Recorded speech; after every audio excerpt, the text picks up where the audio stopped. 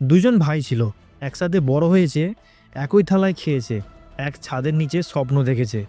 কিন্তু একদিন একটা ছোট্ট ভুল বোঝাবুঝি আর মানুষের কথা, এই দুই মিলেই ভাই ভাইকে দূরে সরিয়ে দিল। ঝগড়া ধীরে ধীরে বিভাজনে বদলে গেল।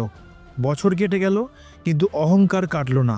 একদিন হঠাৎ বড় ভাই বিপদে পড়ল। কয়েকজন লোক এসে দরজার সামনে দাঁড়িয়ে গালাগালি হুমকি দিতে লাগলো। দূর থেকে সব দেখছিল ছোট ভাই। মনের ভেতর জমে থাকা রাগ বলছিল, আজ বুঝুক একা হলে কেমন লাগে। ঠিক তখন তার স্ত্রী চুপচাপ বলল, আজ প্রতিশোধের দিন না, আজ ভাই হয়ে দাঁড়ানোর দিন। কথাটা শুনে ছোট ভাই থমকে গেল। তারপর লাঠি হাতে সে সামনে এগিয়ে গেল। ছোট ভাইকে পাশে পেয়ে বড় ভাইয়ের চোখে হঠাৎ করে সাহস ফিরে এলো। সে তার পরিবার নিয়ে বাইরে এলো।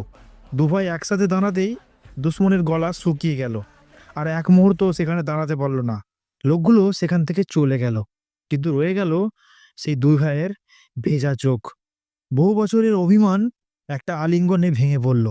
ভাই মানে শুধু রক্তের সম্পর্ক না, ভাই মানে বিপদের সময় ঢাল হয়ে দাঁড়ানো। এই ভিডিওটা পাঠাও তোমার সেই ভাইকে, যার সাথে আজ কথা কম কিন্তু সম্পর্ক এখনো বেঁচে আছে। ভালো থেকো বন্ধু।